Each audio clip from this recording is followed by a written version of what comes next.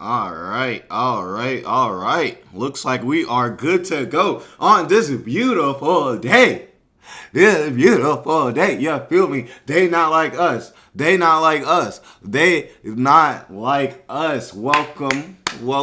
Give yourselves a pat on the back. Let me fix this mic real quick. Give yourself a pat on the back if you're black. Give yourselves a pat on the back if you're black. I'm going to give me one. But yes, guys, we got a very interesting day for y'all here today. You already know, I'm pretty much, what everybody would consider to be anti-black. They say I hate the community. But here, I'm here to stand up and represent for my community. The community.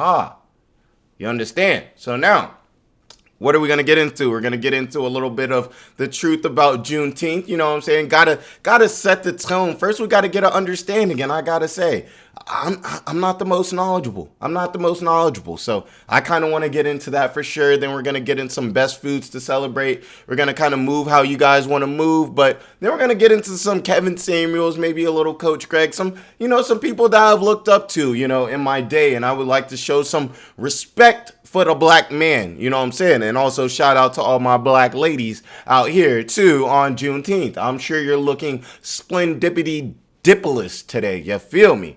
So I'm not going to hold you guys up. Grab your drinks. It is Juneteenth. Get your celebration. I know it's a Modelo, but I bought the Modelo from a black-owned liquor store. So let's get to it, people. Let's get to it. Zoom TR1. It's versatile enough to where before I worked. The word Juneteenth is a portmanteau, a word that blends the sounds and combines the meanings of two others, in this case June and 19th. It is derived from a general order announcing the emancipation of slaves that was issued on June 19, 1865 by Union Army General Gordon Granger. The Civil War had ended just 2 months earlier, and the general order came 2.5 years after President Abraham Lincoln's original Emancipation Proclamation, which read, "All persons held as slaves within any state or designated part of a state shall be then, thenceforward, and forever free." Yet when General Granger... Hey, you know what I'm saying? This one's for you, Abe. You know what I'm saying? Shout out to Honest Abe. Keeping it real. Keeping it real in the field. You feel me? We celebrating everybody today who helped out. You know what I'm saying? Let's continue. Granger and 1,800 troops of the 13th Army Corps arrived in Galveston, Texas on June 19, 1865. They realized blacks were still being held as slaves. Let's dive into that history.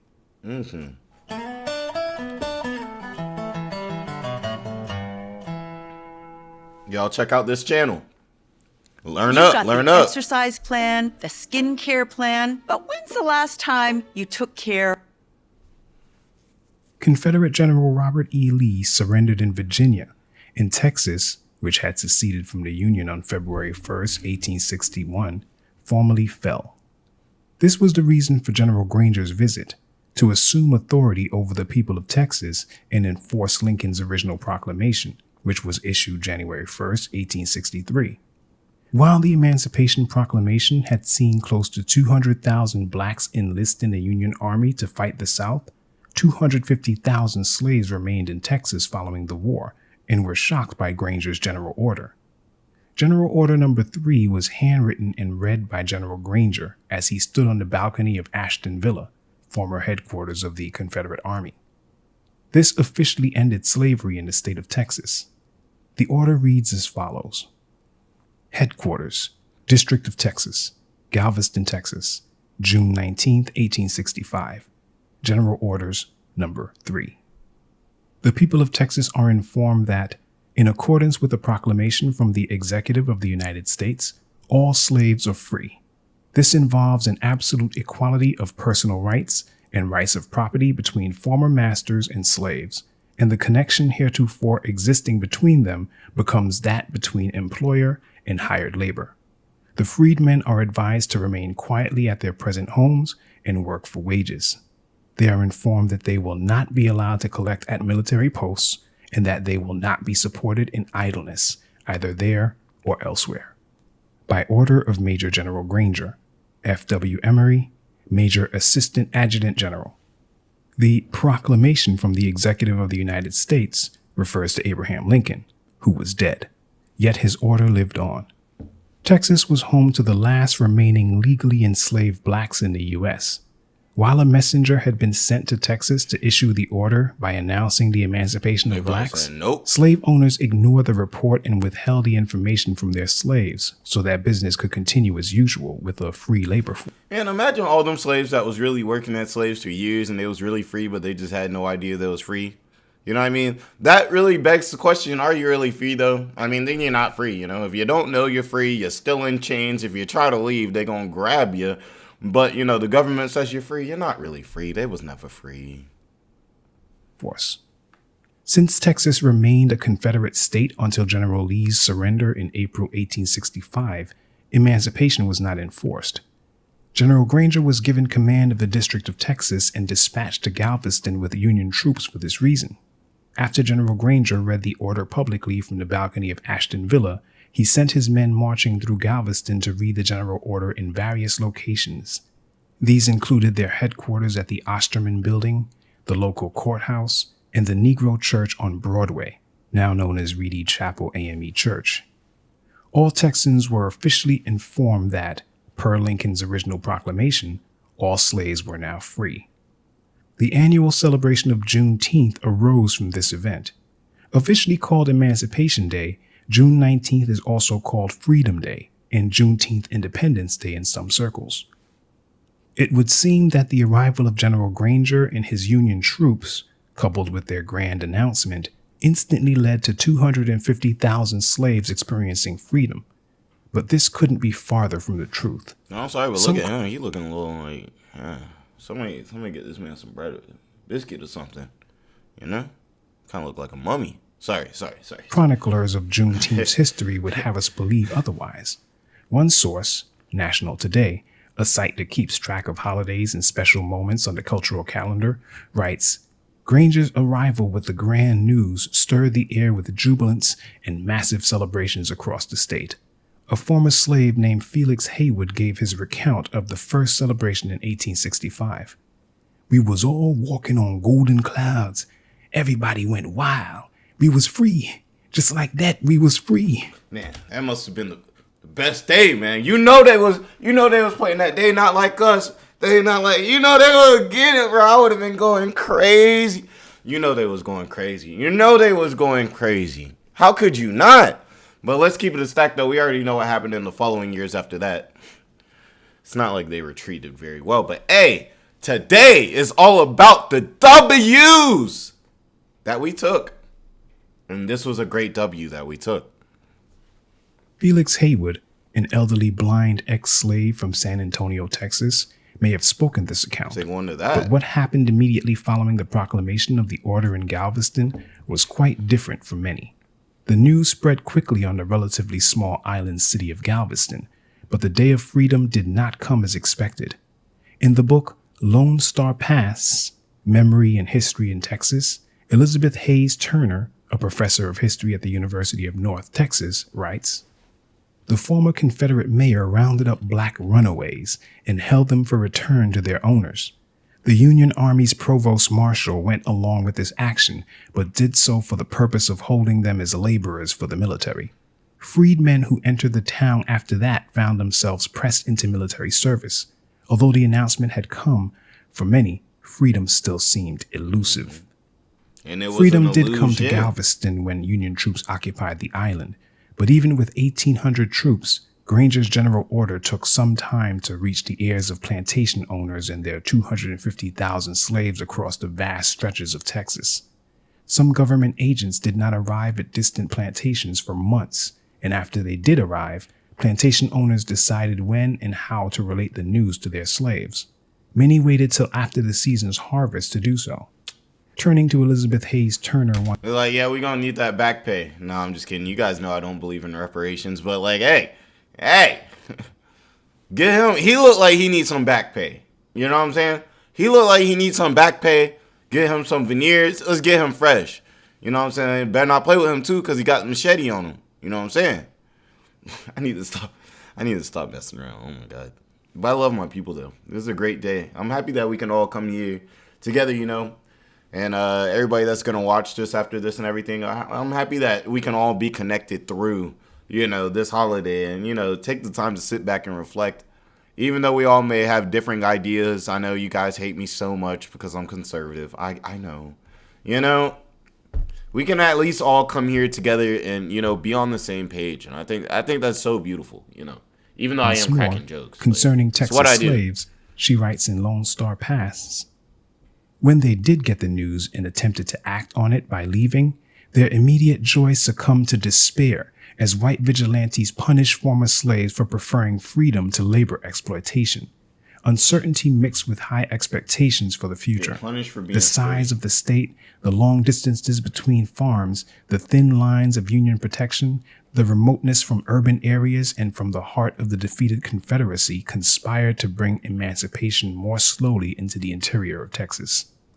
Historians estimate that 38,000 former soldiers from the Confederacy's Trans-Mississippi Department headed home following the war, but they ransacked and pillaged towns as they went. Soldiers from the Texas division of this Confederate department did no less.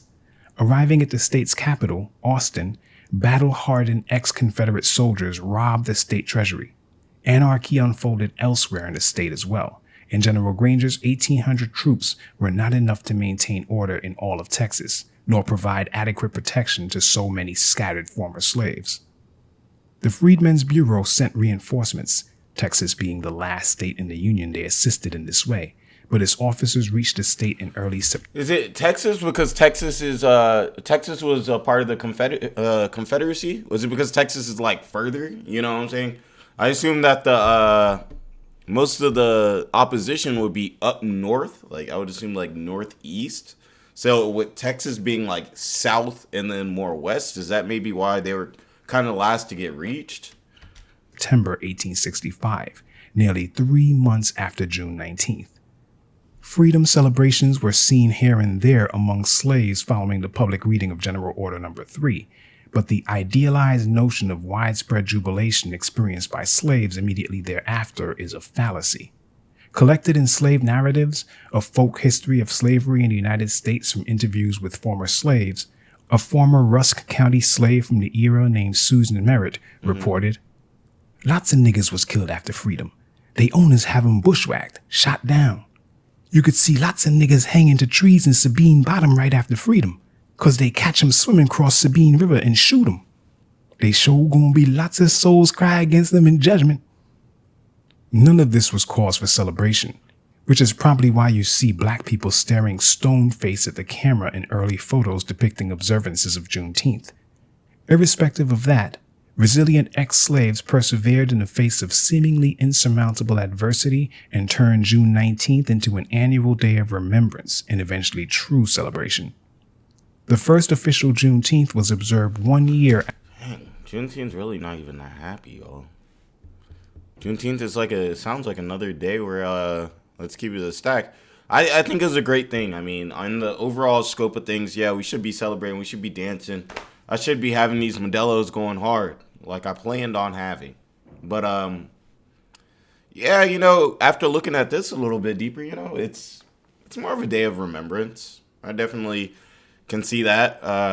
It's crazy to think, you know, you finally get your freedom and the people that held you hate to see you free so much. They can't even work you anymore, but they just want to delete you just because they don't want to see you be happy. That's a whole nother level of hate. After Union troops arrived in Galveston, June 19th, 1866 was a day that saw blacks holding prayer meetings and singing spirituals, many wearing brand new clothes as a mark of newfound freedom. In time, black people in other states followed suit, embracing Juneteenth as Texan ex-slaves migrated throughout the U.S., taking the celebration wherever they went. Unlike other proposed dates that have failed to hold in the minds and hearts of blacks, including Lincoln's January 1st, 1863 Emancipation Proclamation, June 19th endures. On the one hand, the January 1st date is overshadowed by New Year's Day, and on another, Many were still slaves in states where Union forces had not arrived to liberate them.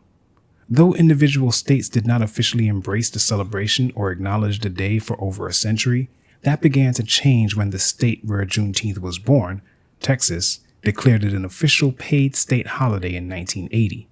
During the regular session of the 66th legislature, Texas House Bill 1016 passed, making June 19th Emancipation Day for blacks in Texas.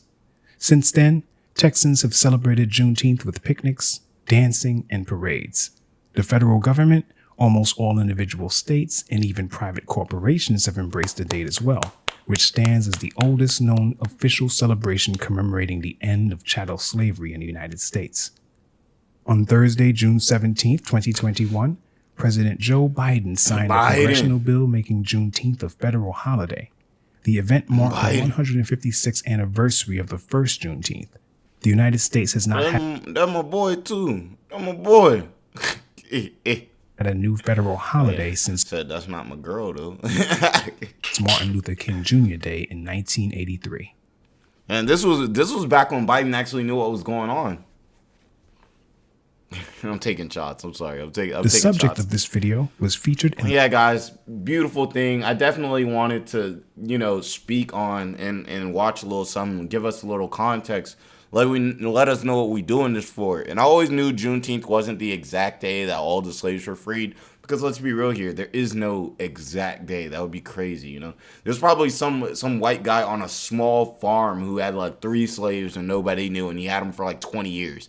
You know what I mean? And the slaves probably never knew they was free, But I think this is a good official day. You got to have official days for things. It seems like it's a pretty good one. And I think it's a great thing. I think it's a great thing. And also shout out to everybody who's watching the video, everything like that. Hit the like button. It helps, push this out to other people. But next, y'all, something I always kind of wonder, something I always kind of think about is like, what do you eat on Juneteenth? Now it would be crazy if I really came out with the soul food on Juneteenth, but I think that's what people be eating on Juneteenth. I'm from the South. My whole family is, we busting down, some soul food. We busting down some Southern food, and everything like that. So maybe that is the Juneteenth food. I just want to see. I don't know. I don't know. I feel like people don't really know how to celebrate Juneteenth. It's not like Christmas or Hanukkah or, for instance, Dia de los Muertos, Day of the Dead. I know I said that wrong. I butchered that. But, you know what I mean? There's like a protocol. There's like a thing that they're doing, But yeah, I think we're going to get that for Juneteenth, but we're still figuring it out. We got to remember, we've had our history completely erased. Africans don't really mess with African Americans like that from what I've seen. And, they don't want to claim us, and I don't blame them either. They be coming over here being doctors and stuff, and we be dealing with our own issues, so I don't blame them. But like I said, we came over here, and we kind of had to start our culture basically anew. So we're still trying to find it, and I think we're going to find it one day, but I wanted to watch this best foods to celebrate Juneteenth with from this is from the Thrillist. This is also 6 years ago, so we'll kind of see, we haven't really had time to really get into the Juneteenth. We're already seeing what they bring in up.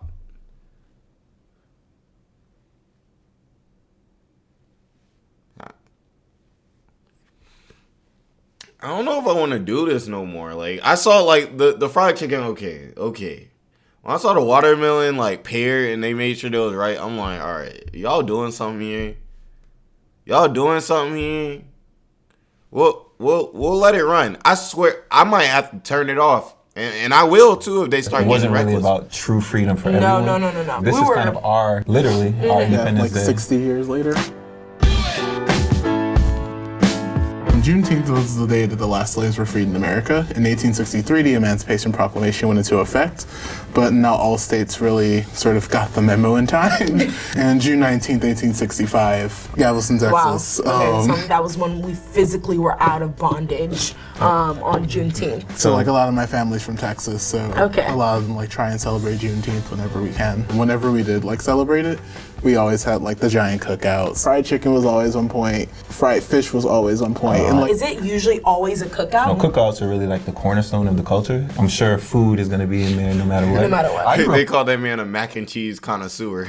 in a West Indian household, and so Juneteenth wasn't and isn't really a big part of our culture. It was something that when I found out nothing about to it, do I was like, wow, this is, how did I never hear about this? Exactly. I feel the same way. I like grew up in a Nigerian household, and my neighborhood was pretty white, so nobody was celebrating Juneteenth. I'm not even shameless to say this, but like Blackish episode like is what put me on Juneteenth. Bro, I'm about to turn this off, bro. I mean, I'm not gonna sit here and act like black households celebrated Juneteenth more than 5 years ago, because we really didn't like that. But bro, why they chose a bunch of Africans, bro. What is this? Yo, am I the only person that understands what's happening here? I'm sorry. I always get on these streams and I turn up.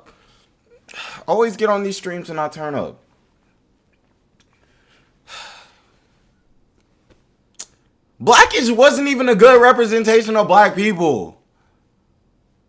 Let's continue. Juneteenth, it was the 20th, but the 19th when it was told to Wait, The hold on, I independence can't play that. of black YouTube. people should be celebrated as well. I think on a state level, it's like a state holiday. in 45 states, yeah. Oh, really? 45. Not even wow. all of them, 45 states. 45 states. So I mean, we only got 5 more to go. Might as well just make it national, right? 100%. I usually don't like cornbread, but I'm gonna go for it because it looks really I'm good. gonna try the okra. Am I the only one that don't mess with cornbread either? Like, to me, cornbread is just kind of like a dry bread. Like, it breaks, it's brittle, like, I don't know. I'm not really a bread person, you know, in general, but I'm definitely not a cornbread person, you know what I'm saying? I love soul food, though, for real. I'm gonna go with the mac and cheese. So we have the cornbread. Is that some people be having their cornbread way too dry. I love a little crunch around the exterior That's what I'm saying. of it or whatever. That's why I But kinda the like that. middle has to be soft. Here's our classic Okay, fried looking chicken. crispy. I'm just going in. No, That's all I was gonna say. You can't come to a cookout Yeah, just go straight in. expecting to sit there and just be like, No, it's not gonna be a neat affair. Nah. My personal favorite, the mac and cheese. You could definitely tell that they weren't shy about putting the cheese in there. Like, it's gonna put you to sleep right after you eat it. Personally, that's what I look for in my mac and cheese. We have the okra. I personally don't really love okra. Okay. really? The thing, Bro, I ain't never seen no black person eat okra like that. What? Black people may have fried okra. I ain't never seen no black. What is that? It's like diced, like, it's almost like fermented. It looked like it's fermented, like it's kimchi or something. Let me know, black people. Black people, would any y'all ever seen a black person cook something like this with the okra?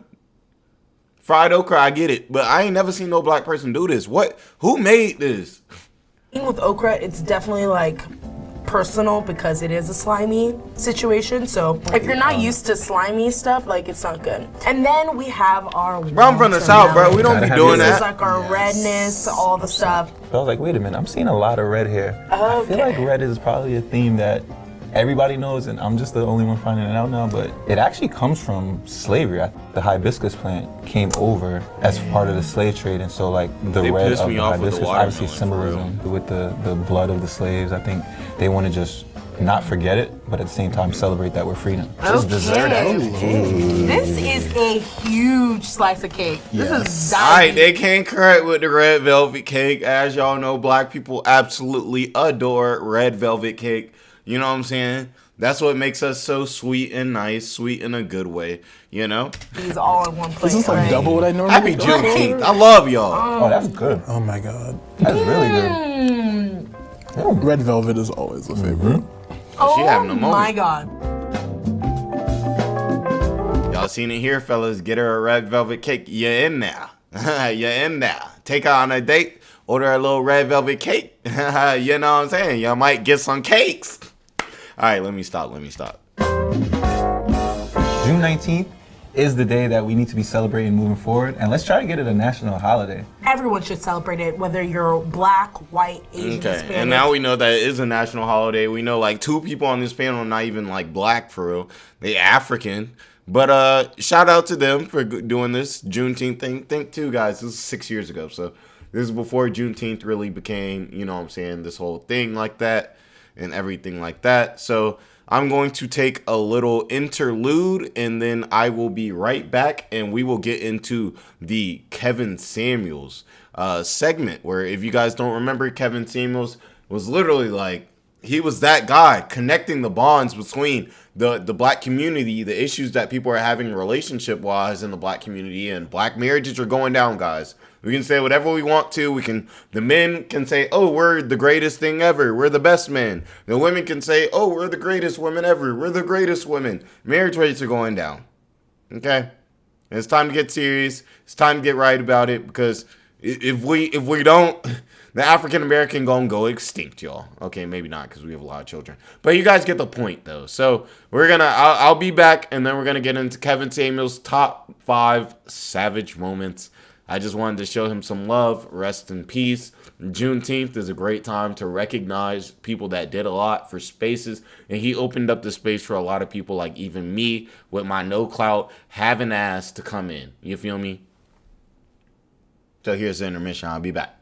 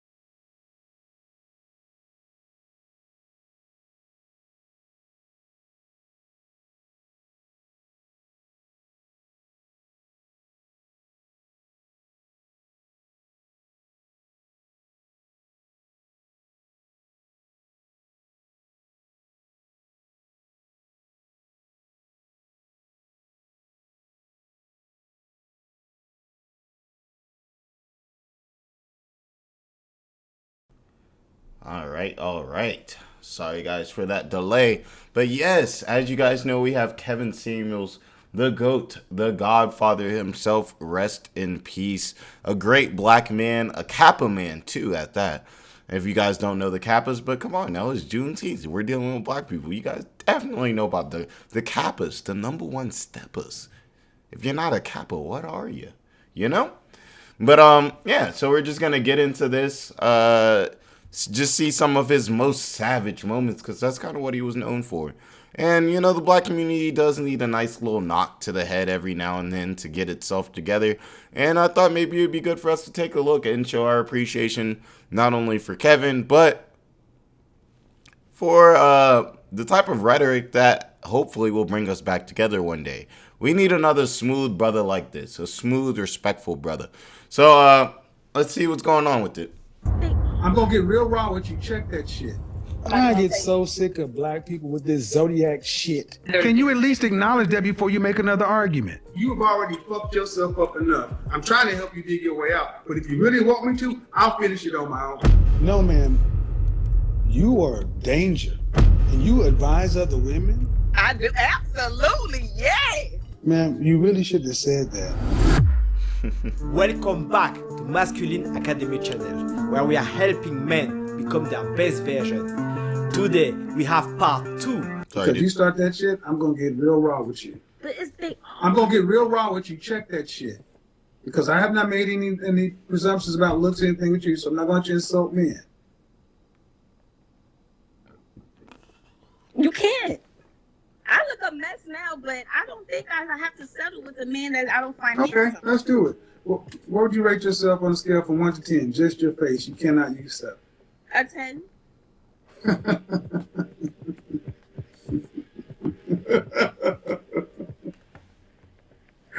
Oh, poor baby. Now let's try this again.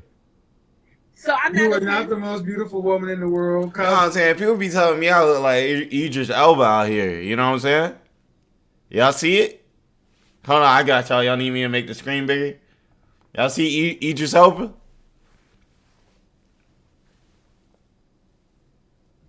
Yeah, right? Yeah, I know y'all see it. Y'all like it. Cosmopolitan ain't trying to get you to be on the cover. People ain't deemed you one of the most beautiful women in the world. So let's go So ahead. what would you rate me? I asked you. Since you want to bring looks about men into it, I'm asking you. What would you rate yourself? And the first thing out of your mouth was a lie. A 10. You ain't nobody's 10. What you said?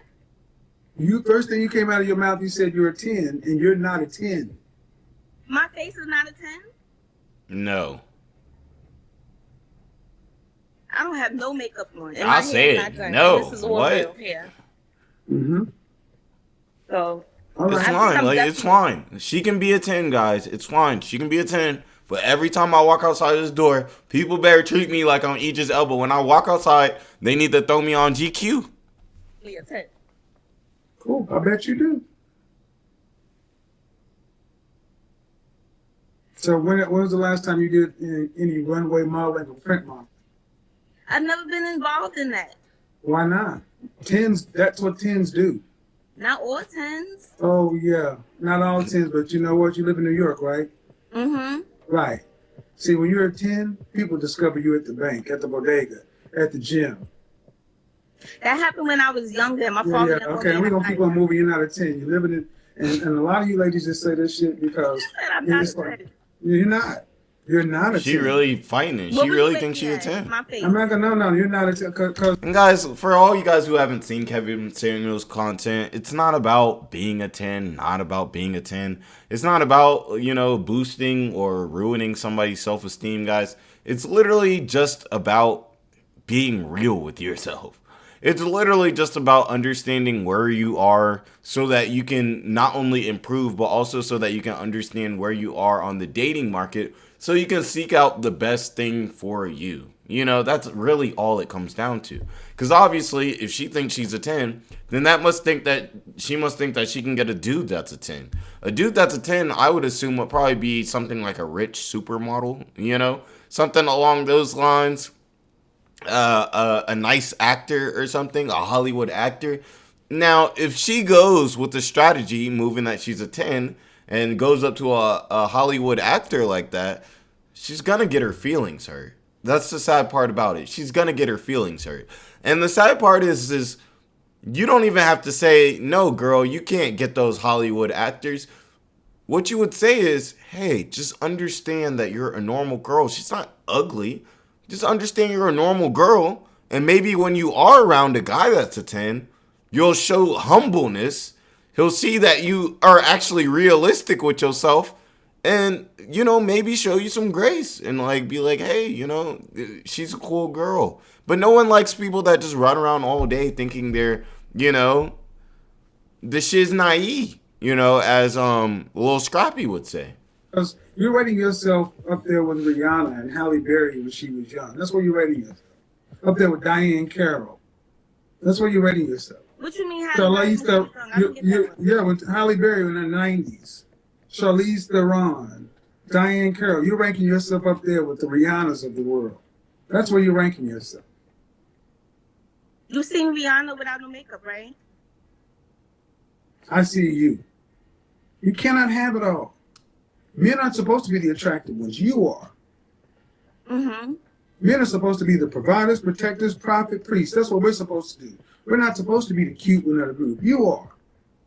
You're supposed to be the feminine, beautiful, inspirational one, the cooperative one, the submissive. That's what you're supposed to be. But yet, many of you ladies want men to be women, and it don't work.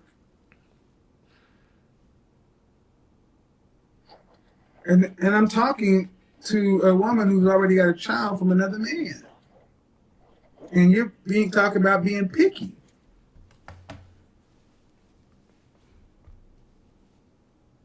But you know, that goes by that's natural for me. I've tried to settle for a man that wasn't physically attractive. Settle. Did you go to college? Yeah, I have my master's. I'm sorry, but having your hair like that, like, okay, I'm gonna tell y'all straight up. I did not have my hair before this. I got my hair done last Thursday. I did not have my hair done for a long time, and I missed my hair appointment. And then I was dumb, and I waited three weeks, an extra month or something like that. Bro, there's no way I would hop on YouTube the way my hair was looking, talking about somebody settling for me. You know, I'm putting the heat off of her and putting it on to if it was me, as to not seem harsh, but as to show how ridiculous it sounds to people. You know? Because, like, girl, you got your stuff looking. Let me not even go there. Okay. I'm a PhD. Let me explain something to you. You don't need to settle for a man who's an average man or better. I don't know why you have to keep somebody settled. Somebody will settle for you. Number 2. A rude bus driver. So a self-confessed, big mouth and sassy bus driver shares her struggles with finding the right person as a single mother. What's the only common denominator in all of our relationships? I don't know. I don't know. It's the patience. You know what a common denominator is? Yeah, it's the bottom line. Yes, I know. No, that's not what a common denominator is. What the is same it? thing. What is it? The only common denominator in all of our relationships is us. Correct. But men these days, it's difficult because they want their cake and eat it too. It's always the man, huh? It could be the woman too, but no, we're talking about you. So if I talk to all your exes and ask them how did they experience you, what do you think they'd say? They're going to give good stuff out. They're going to say I have a little attitude and my mouth is slick, but that's about it. They're going to say I got an attitude and my mouth is slick. That sounds, I mean, you sound disrespectful. I'm sorry. You sound disrespectful. Because, you know, nice, feminine women like that, There's not like a switch where it's like all of a sudden you're respectful and then you flip it and then you have the ability to be disrespectful. No, disrespectful people have the ability to be disrespectful. It's almost like if you've ever seen like a really like passive woman, like a little passive woman, and you like try to get her to punch something, you know? Even though she can hit it way harder, you know, she's just so unused to it. It's just so like unfamiliar that she's like, you know, it's kind of cute. But you know what I'm saying? It's kind of like that. It's not a switch that can be turned on. So her saying that, I already know. She was probably slapping dudes. That's about it? Yeah. They gonna say good stuff. I mean, as far as the bad stuff, but you know, they gonna say I'm independent. You know, who gives a shit about? No disrespect, man. Who gives a shit that you're a functioning adult? Yeah, we don't care if you're a functioning adult. We don't. Okay, nobody cares that you've been holding it down. That means you're taking care of yourself. But you say they're gonna say I've been holding it down too. I need a cookie. Where my cupcake at? By the time this stream over, there better be a cupcake out that door. Somebody send it. you got an attitude and a slick mouth, and that's it. That I'm That's loving it, huh? and caring. That I'm loving and caring. So much so that you got an attitude and a slick mouth. What makes women like you think that that's acceptable? Grabbing a Modelo. I speak my mind. If nothing don't feel right, then That's why you're alone. That's why you're alone.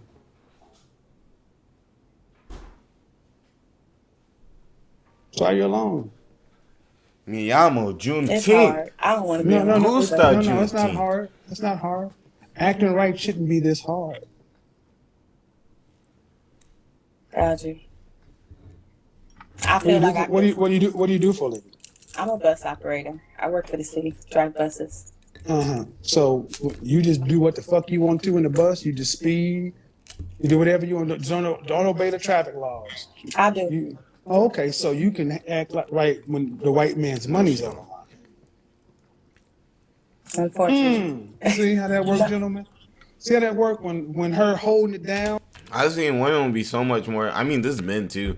Women and men will be so disrespectful to their significant other, the person they live with, all of that. But the second the boss come around with the check, man, they'll never talk to the boss that way. They'll be like, "Oh, I'm sorry, I overreacted." You know what I'm saying? I'm sorry, I overreacted. How you don't work your job for 7 years. You ain't never overreacted at your job, but you got the time to overreact with me. It's a lack of respect, my guys. Is jeopardized. That white paycheck is on the line. Then all of a sudden, these sassy, slick mouth women, they can show act right. Why is it so hard for you to behave? Because I'm going to express myself. Like, if I feel like somebody trying to take control of, not even control, like take advantage of me, I'm a Capricorn, so I'm big-hearted. So if I feel like somebody... I get so sick of black people with this zodiac shit. Me too. I'm a Capricorn. It's hard. All right, so what? Capricorn, it's hard. Well, then what are your alternatives? Buy a dog or a cat and die alone. I mean, it's hard, right? So, hey, you're in LA. You and the cat can eat the same food. We're talking about just simple common decency and respect. And I said, how would your exes tell me they experienced you? And you said it. They would probably tell you I have a bit of an attitude, which is a whole lot, and a slick mouth. Well, see, that's the problem. You ladies are able to talk crazy to men with no consequences. So now what men are doing is just avoiding you. You can't even give it away. And men don't want to tolerate this. We haven't even got to the important stuff because you're just out of control. You said you believe in God. I believe in Jesus Christ, yeah. The Holy Spirit, yeah. But you're not a... Kevin. His face is like, oh, what? Wait, hold on. We got to hit intermission real quick. I'll be right back.